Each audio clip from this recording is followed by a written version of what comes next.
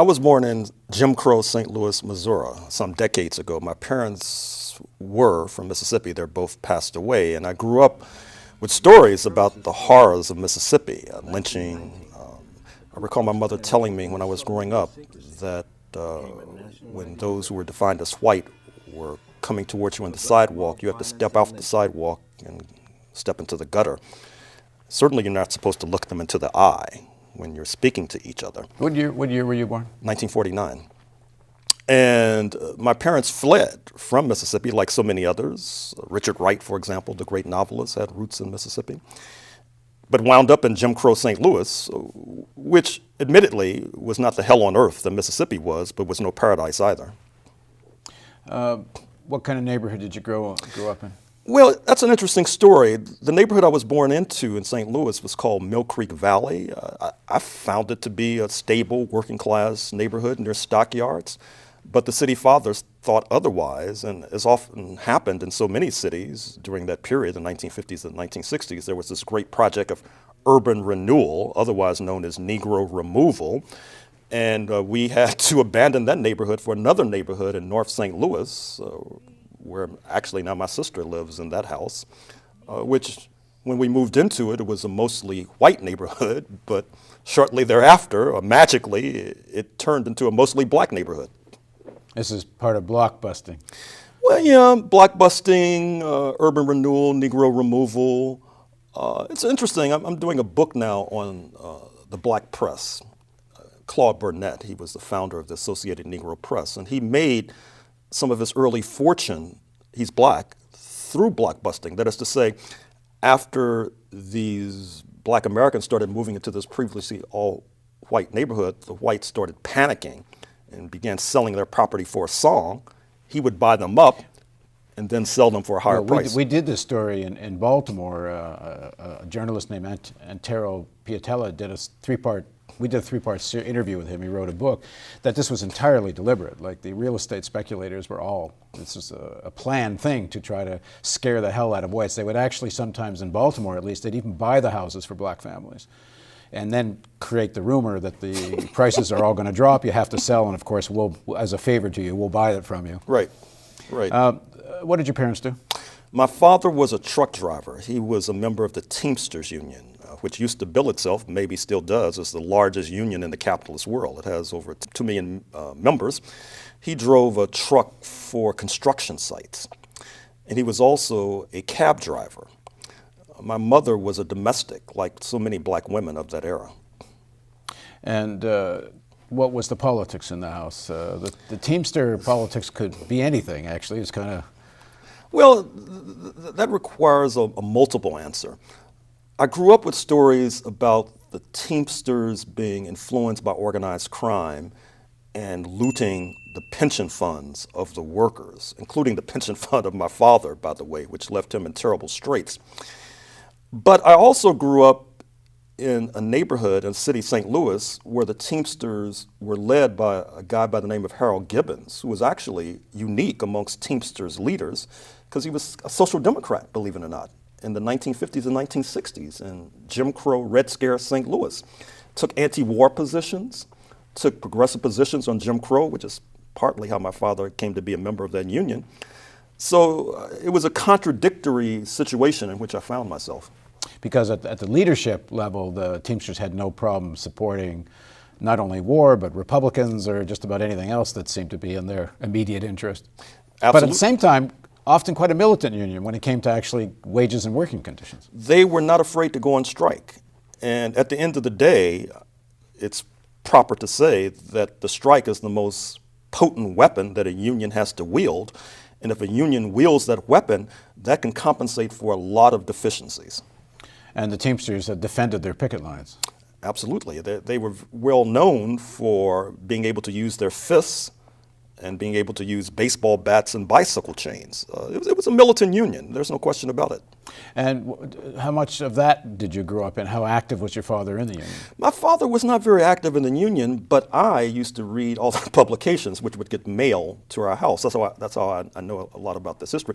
Although I have to confess that what I mostly remember about the Teamster publications is they used to publish jokes. and I remember a lot of the jokes. I don't remember too many of the stories. I've always been kind of intrigued, or trying to understand, I guess is the better way to say it, that when a young black man or woman grows up in America, and the culture, the media, the schools are filled with this Americanism. Yes. Yet your parents are telling you stories about Mississippi. Your own experience is an apartheid, racist experience. How does that jive with this feeling that I'm also an American? And well, Du Bois, W.B. Du Bois, the founder of the NAACP, a founder of Pan-Africanism, talked about double consciousness, this contradictory aspect, the two warring ideals in one body, I think was the phrase that he used, which basically encapsulates what you just suggested. With regard to myself, I think that I always took the stories of the so-called American dream with a grain of salt, or a shaker of salt, because it did not correspond with what I knew and what my parents had told me. I think, unfortunately and sadly, for a lot of black Americans growing up, it can lead to a certain kind of cynicism and a certain kind of despair, because they're being bombarded with all this propaganda that points in one direction, the reality points in another direction. It can be quite confusing and quite destabilizing. Now you're born in '49. It's just after World War II. Mm-hmm. What was I mean, I grew up. I'm born just a little bit after you are, and I know we grew up with all kinds of stories of World War II. I mean, television was one World War II show after another. And where was your father during the war, and what sense of that did you get growing up? Well, this is where some of my historical research probably is going to infect my memories. My father didn't fight during World War II, not because he was a pacifist or an anti-war activist. It was because of his age. He was born, he thinks, because he really didn't know, because oftentimes birth records weren't kept for black Americans in Mississippi. He thinks he was born in 1898, which would mean that in 1941, when the United States entered the war, he was a bit above the age they were looking for. But since I've done all this historical research, I now know that, interestingly enough, St. Louis, black St. Louis, was a hotbed of pro-Tokyo sentiment. That is to say that Japan had made an appeal to black Americans, as many real or imagined antagonists of the United States has done over the centuries. I'm going to interrupt you here. Sure. We're going to really dig into this. And this is actually a pretty good teaser, so you're going to have to come back for the other parts. Sure. Because we're going to dig into this whole thing of Japan positioning itself as the leader of the fight against white supremacy. Right. But right now I want to stay on your story. Sure. So I won't go into, okay, it affects my memory. We'll get there, but we need to get where you were then. And like I know for myself, and I think probably for most, I would say, white North Americans of our generation, I'm born in 51, so around this period. This was a big deal, World War II narrative. We fought for freedom and democracy and all the rest, and against Hitler. And we used to have, as kids, we used to have these songs, against, ridiculing Mussolini and Hitler and things. But I had a conversation with Danny Glover, who we both know, and he was telling me when he grew up, World War II was practically off the radar. It wasn't, unless you had a family member who was actually fighting, it was kind of not part of your narrative. It was out there somewhere. What was it for you? Well, I agree. Probably I have more memories of the war in Korea, 1950 to 1953, since I was born after World War II.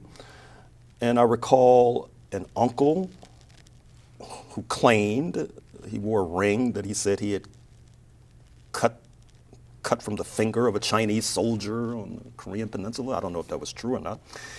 My mother was a big supporter of President Franklin Delano Roosevelt. And I think that affected my memories, or has affected my memories. In fact, my oldest sister was named Mary Eleanor Horne. Eleanor after Eleanor Roosevelt, Mary after, of course, Christian Mary. And I think that suggests the kind of household in which I came into being. Now, your father was a member of the union. He wasn't that active. No. You growing up in St. Louis, the overall arc of the American narrative, I assume, was very strong. It's a pretty racist city, as was Baltimore. When do you start to kind of question all of this at a more profound level?